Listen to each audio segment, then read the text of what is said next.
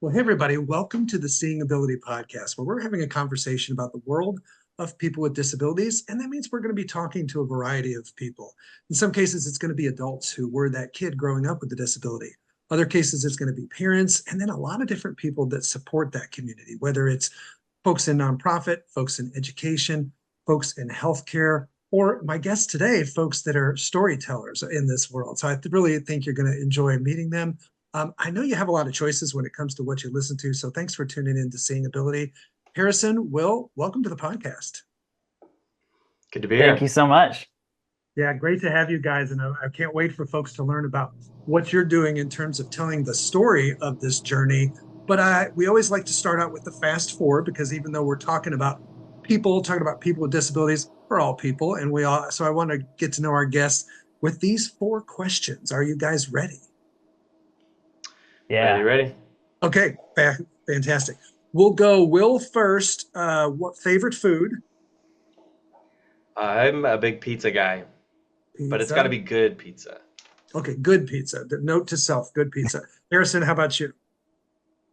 My mom's teriyaki flank steak is always a winner. It's I it's mean, a you top gotta love recipe that. in my book. Not only favorite food, but an ode to mom. Thank you, mom. Oh She's yeah. Thanks, Mom. very good. Number two, Will, if we were to get a hold of your playlist, what kind of music are you listening to? A lot of funk jazz. Okay, funk jazz. Harrison. I am a lifelong Switchfoot and John Foreman fan. He's been a huge influence in my life. So Okay. Now, we'll find out a little bit more about you guys in just a minute in terms of the world of film. So, my question number three is going to be, what's a film you've seen in maybe the last year or so that really struck you? We'll go with Will first. If it's within the last year, the Dune movies I've really enjoyed those. Okay, fantastic. Harrison?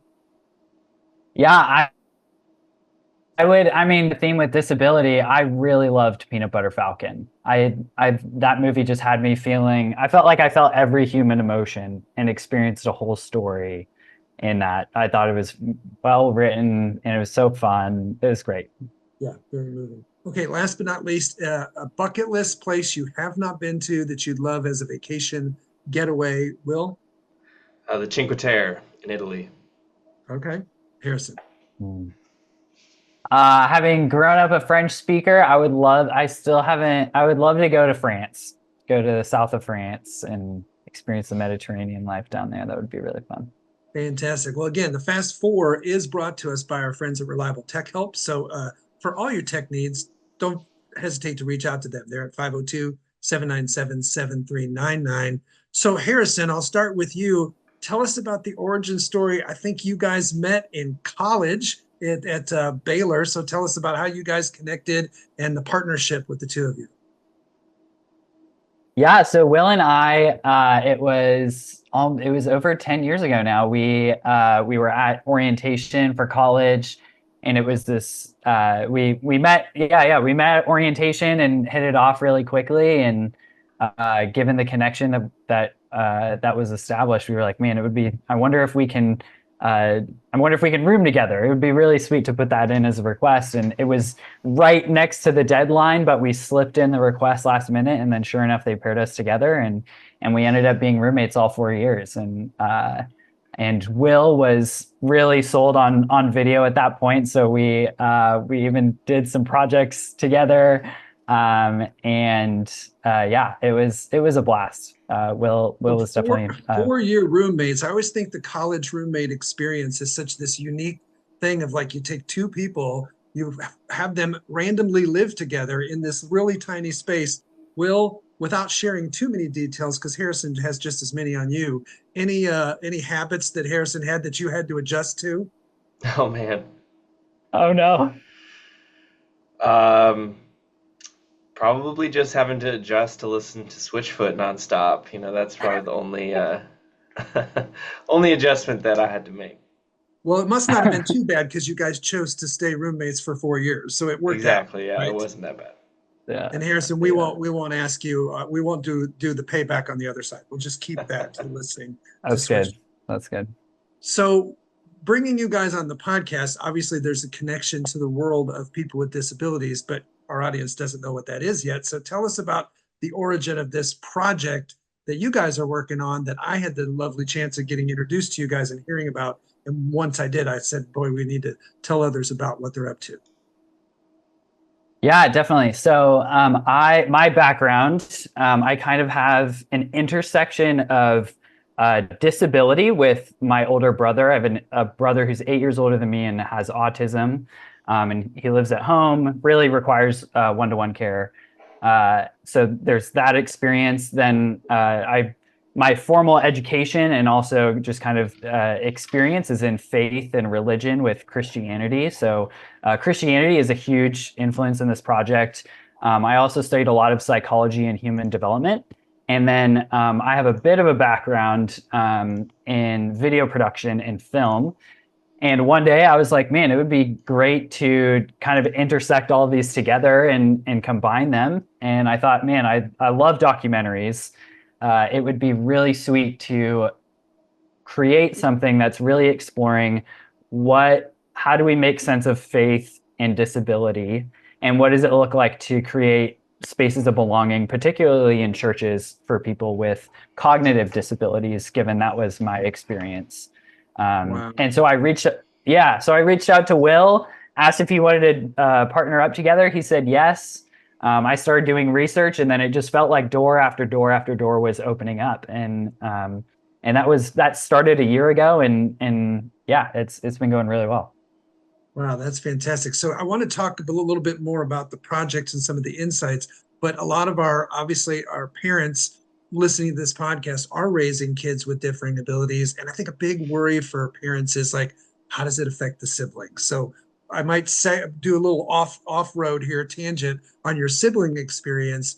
What would you say to parents that your best advice would be to them on how to take care of the needs of their kid with a disability, but also look at the needs of their other children? Yeah, I think the value of one-on-one time is really significant, and kind of helping. I think the value of one-on-one time, making sure that the child with disabilities is taken care of, but then also there's attention for the other kids as well. And I think also moving together through the journey as a family, really talking through the things, the various emotional challenges and different things going on, and then also moving forward in proactive action together. And so I think maintaining open dialogue is huge. Communication is key, and creating space for conversation and communication to happen within the family unit. I think it's also very important to, as a family unit, kind of put yourself in the context of the village and in community, and realize that even if you have multiple people in your family, the load of these types of journeys cannot be held just only on a couple of people. And so I think it's really important to include extended family and other neighbors and friends and things like that. It's so much about connection and belonging and things like that. So, and the church has been a huge resource for me in that journey. So So it sounds like two C's: community and communication. yes, So that that's great. open dialogue, and maybe like, recognizing, just having really honest conversations with that other child or other children about what it's like to go through this for them, and like maybe acknowledging that they would have questions or concerns or particular needs, one. And then obviously, like you said, that one-on-one time, that's a constant that I hear from parents, is like really making sure that in any situation where you have multiple kids, that's important, right? But especially Yeah. more so because life logistically just may tend to revolve around the person who's harder to transport from point A to point B, or has extra appointments or therapies, or just, there's only so many hours in the day, and your schedule, your family calendar may tend to revolve around that child with extra needs. So recognizing that and being proactive sounds like that was big for you. Yes. Yeah, that was very significant. And then community, like you said, I like the way you said it. This journey is too much to just be on a few people. right? And they have Yeah. connecting.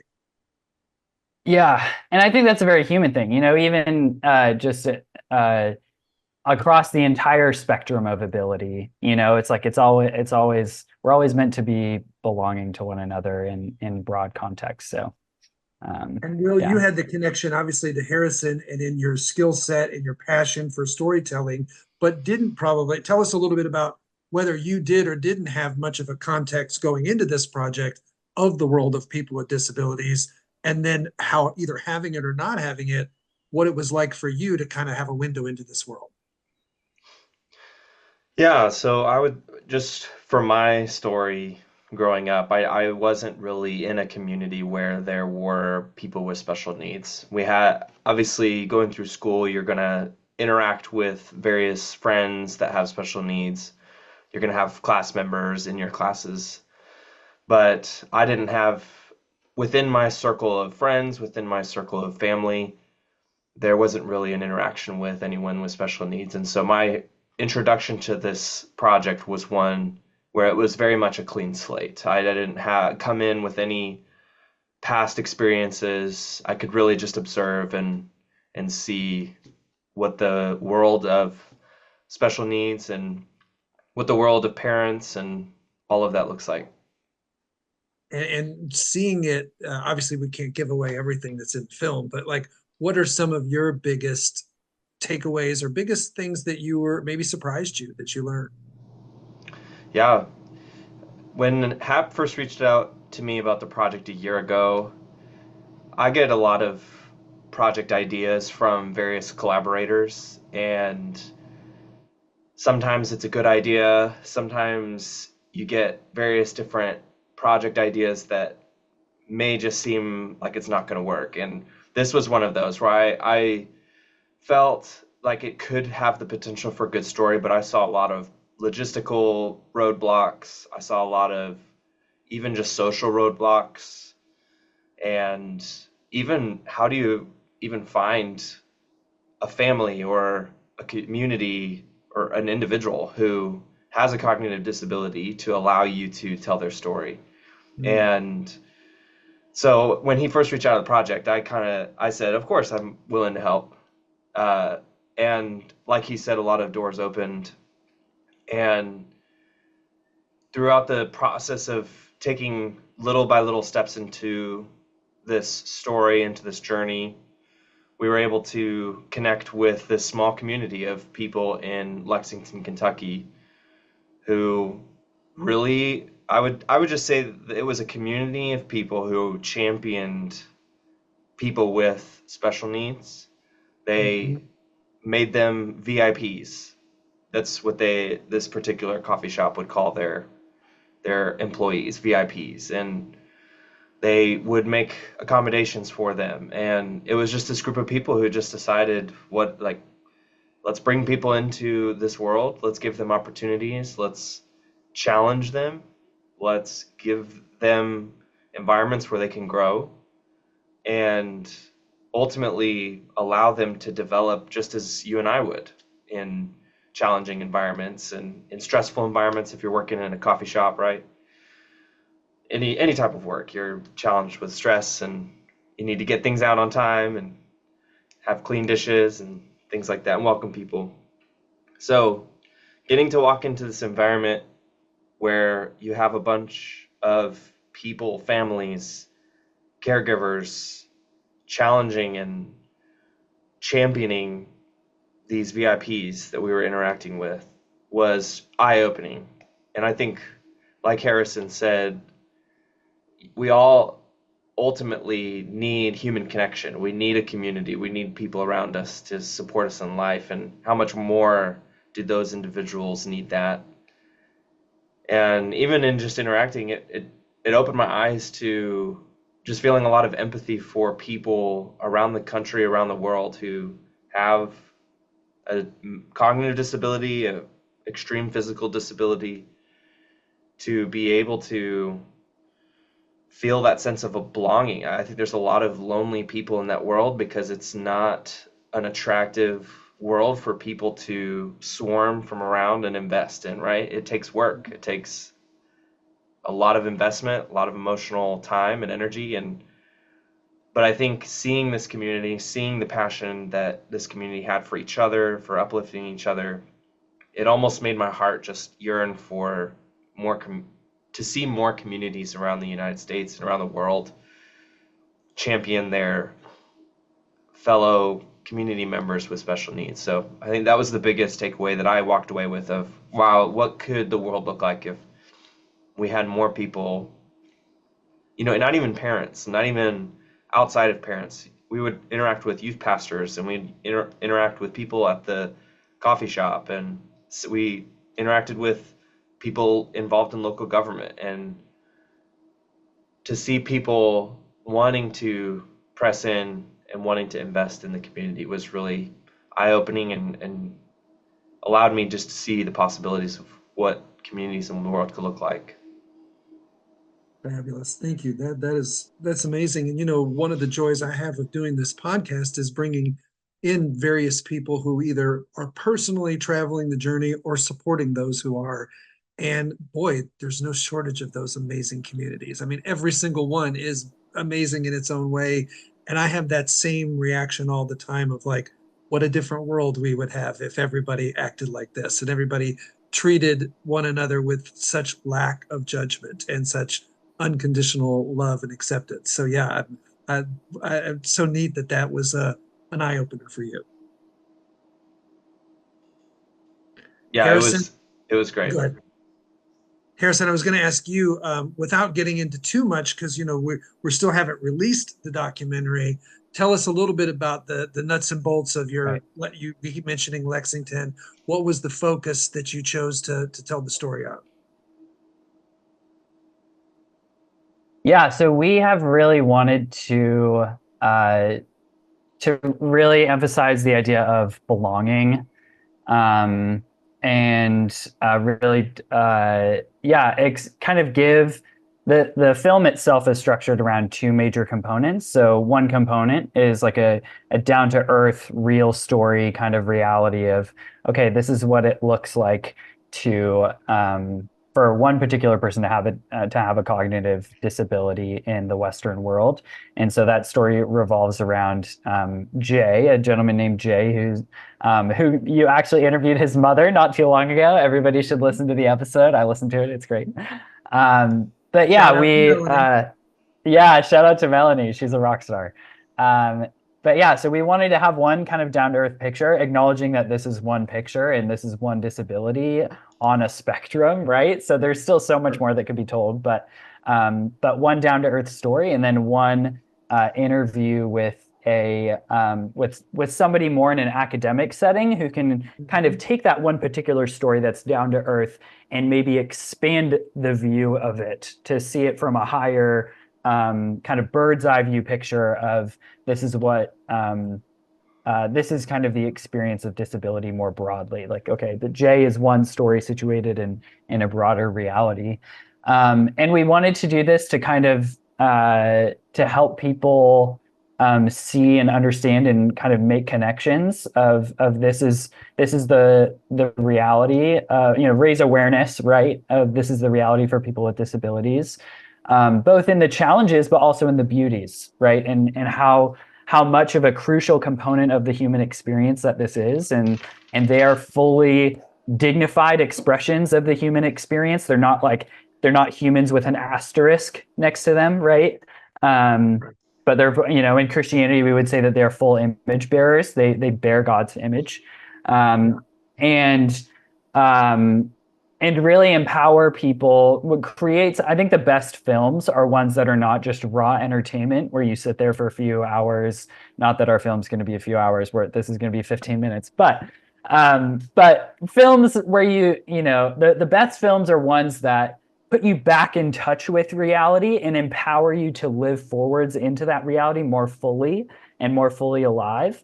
And so that's really the heart behind what we want to do with this film. We want to make something that kind of helps people see reality, the reality of disability more clearly, and then inspires and empowers them to go be a proactive, community member that fosters belonging for this particular demographic and just for the experience of disability.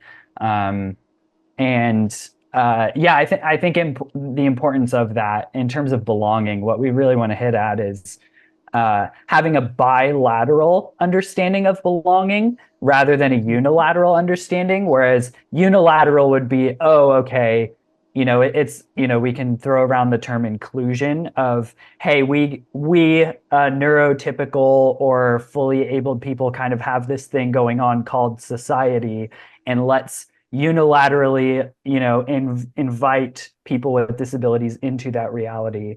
I think from a more bilateral perspective would be, oh, look, we're all human beings side by side in this collective experience called existence and life, and we all belong here, right?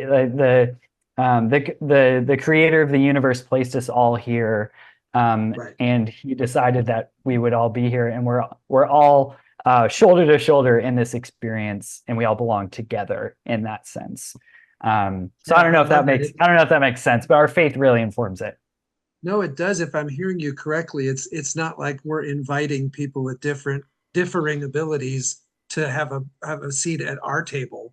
We're realizing that we're all part of one big table, and it's a different Right. perspective than to just have them be guests who get to participate versus saying we're all on this planet together. They come at it from a different lens, but we all do. I mean, we all have quote disabilities or differing abilities. We just don't always walk in or roll into a room and everybody in the room sees it, right? Right. If we could Most if we could definitely. admit to all of our inadequacies and kind of wear them on our shirt with little labels when we walked into a room, it would be a whole different way people would see us. Yeah. Yeah. I want to get a little Super true. perspective on your insights having gone to Lexington and done the project in just a second. But first, I want to have us take a quick break. When you have a kid who is different, all of your ducks need to be in a row, especially your money. Cam Howe with Primerica knows the joys and challenges as he and his wife raise their medically fragile son, Brooks. Cam brings over 13 years of experience to help his clients be protected, have a plan for the future, reduce debt, and connect to resources. Get your financial house in order so that you can enjoy every moment with your child. Reach out to Cam today at 502-803-5075. And now back to the show. So Harrison, we heard from Will, you obviously had a different lens coming into this project, but how were you moved by the experience in Lexington, meeting, as we said, rock star Melanie and her son and Yes. Jay, and tell us how it affected you. I found myself saying over and over again, or just thinking to myself, like, oh my gosh, like, I wish my brother had this much support growing up. Mm. I wish there was this much celebration around him and who he was. And there were a number of, we had positive experiences as well, but not to, and even the practitioner, not to the level that Jay had, and even Jay's practitioners were witnesses to that. We interviewed his behavioral therapist, and she was saying, I don't have any other clients that have this much support. Jay is a very unique case, which is really, I think it's beautiful. He's a beautiful example of what could be for many folks.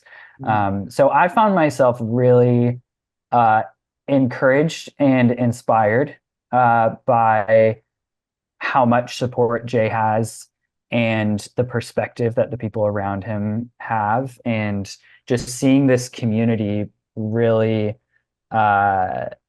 really flourish with people with, full ability and others with various disabilities side by side, and just enjoying life together was really special. So. Yeah, that's powerful. So as people are listening to us, I'm sure some people are like, I want to see this film. And I know we're going to talk about the process and where you guys are and where you still have to go. But if they just wanted to press pause and sneak over and take a look at your trailer, tell us your website. How would they find that?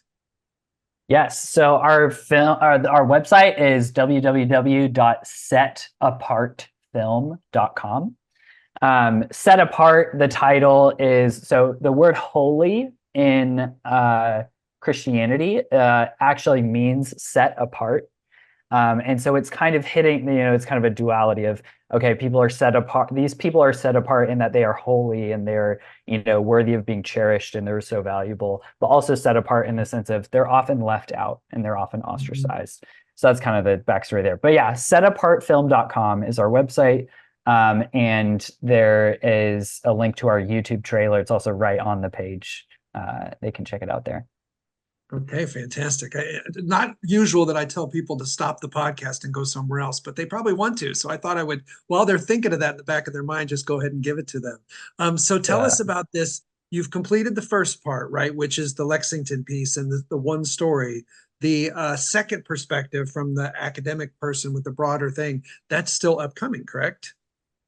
Yes, yeah, that's right around the corner. We're preparing for it right now. We another door that opened for us, which we're very excited about. We have the privilege of interviewing this professor out of the University of Aberdeen, who founded the school's Center for Health, Wellness, and Disability. I believe that's the name of the center.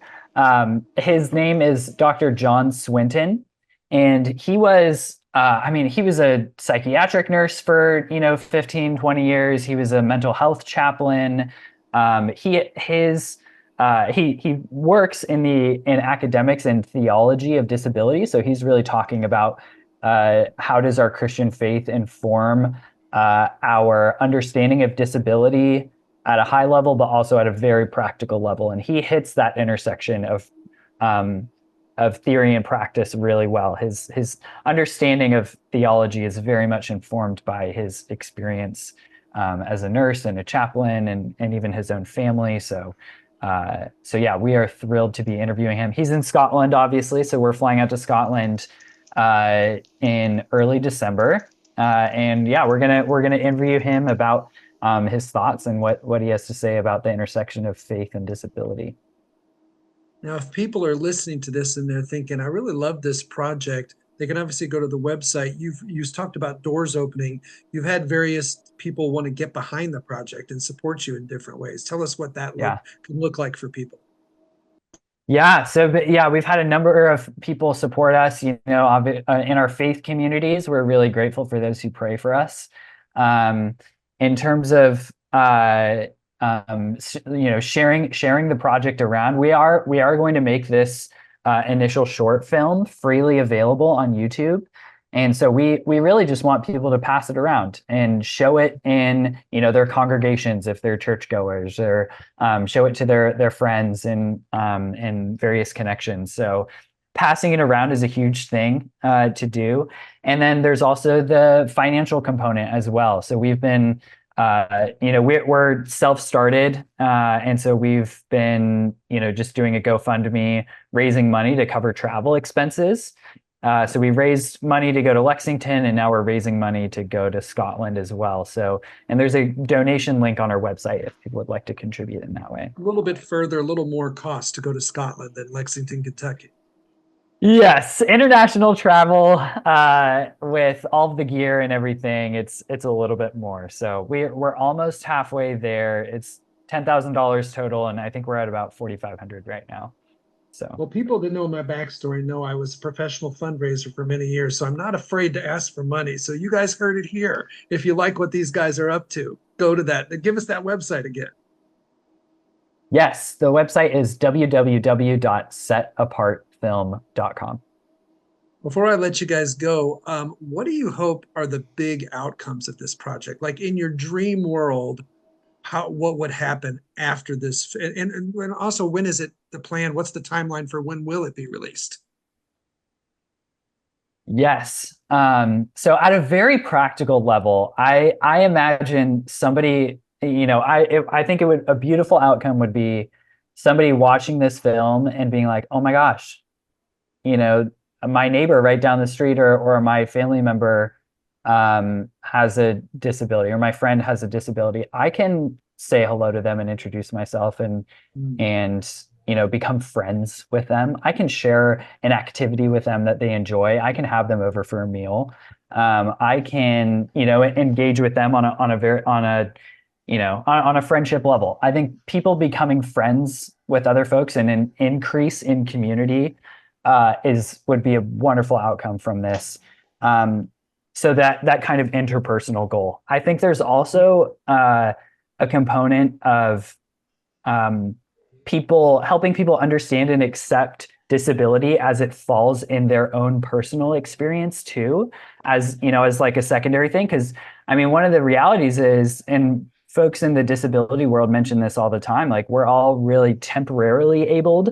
So that those of us who do not currently have a disability, as the aging process, like limitation becomes a reality, or it could enter in at any moment from an accident or things like that. And so I think equipping people with the tools to really think about, okay, how do I make sense of disability in the human experience and learn to accept it and move forward with it and learn to and cherish and value with that being a part of it. And so I think those belonging both with other people, but also with ourselves as well would be the big goals. Will, was there anything you would add to that? Yeah, I'm a firm believer that films are the best way to understand and to connect with someone who is different than you.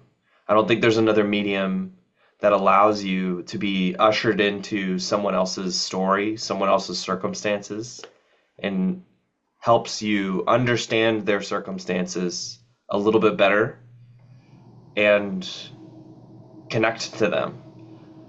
I hope that people would watch this film and would be driving. There's a man in our neighborhood who sits in his wheelchair at the corner of one of the streets and one of the main roads, and he wears a high vis vest and he just waves at the cars driving by. And I would hope that someone who may drive past this individual every day who has a cognitive disability would maybe stop and ask his name, or would want to connect in some way, or would just hope to understand or even appreciate the heart behind this man and why he does that every day. So I think my heart is that I hope people would be able to watch Jay's story and connect to him, but also just begin to think a little deeper, begin to think a little bit more about their own circumstances, the people around them, and ultimately love each other as in Christianity we would say love one another as Christ loved us. So Fantastic. And I just thought of one other thing. I mean, I think that, of course, at the foundation of this is sharing the story of folks with disabilities. And so I hope that as storytellers, we tell it faithfully, and that folks with varying disabilities. Of course, it's hard to. There's so many varied experiences within it, but I hope that we can at least, in the as we tell it in a broad sense, I hope people can feel seen, valued, heard, and cherished. And then I hope somebody like my brother can watch a story like that and be like, wow, that just get a sense that they are loved and valued and incredibly appreciated. Well, thank you guys both, number one, for the work you're doing for this project, which is amazing. Thank you for coming on the podcast to share it with our audience today. Appreciate it. Thank you so pleasure. much for having us. Absolutely. Before we go, we need your help because we're storytellers as well, and we want you to share. So if you enjoyed this episode, please don't keep it a secret. Please share it with folks. Go to our Facebook page, follow the podcast, like the post of this episode, leave us a comment about what you enjoyed about it, how were you moved, and then share it with others. Lots of you might be parts of other groups online, of parents, other communities that are supporting individuals with differing abilities. And then we don't want the Seeing Ability podcast to be a best kept secret. So help us build the audience. The goal when I started this was really threefold. One is a little bit of education. We hope every episode we're going to say something that just has you better informed. Two, it is the constant thing where we need motivation to keep traveling this path. And so I don't know about you guys, but listening to these two, I'm psyched. So hopefully having here the episodes gets you a little motivated. And then last but not least, which is kind of a theme today, community. It can be an isolating path. And when you listen to this podcast, we want you to be nodding your head the whole time because you know these people get you and they understand what you're going through. And it's a community we all share together. So please help other folks know about the podcast so we can build this community. And we're looking for more stories. I'm always looking for individuals who want to share their story about raising a kid with a differing ability or being that person. I love interviewing young adults or older than young adults, myself said with a little gray on my beard, who have traveled this path personally. And then the nonprofits. You know, one of my episodes a month is a nonprofit spotlight, and there's great people all over the country doing great work. And I'd love your ideas for future podcast guests. Again, thank you guys for listening to us today. We know you got a lot of choices. Will, Harrison, thank you guys for being here. Thank you again. It's a Thank you pleasure. so much.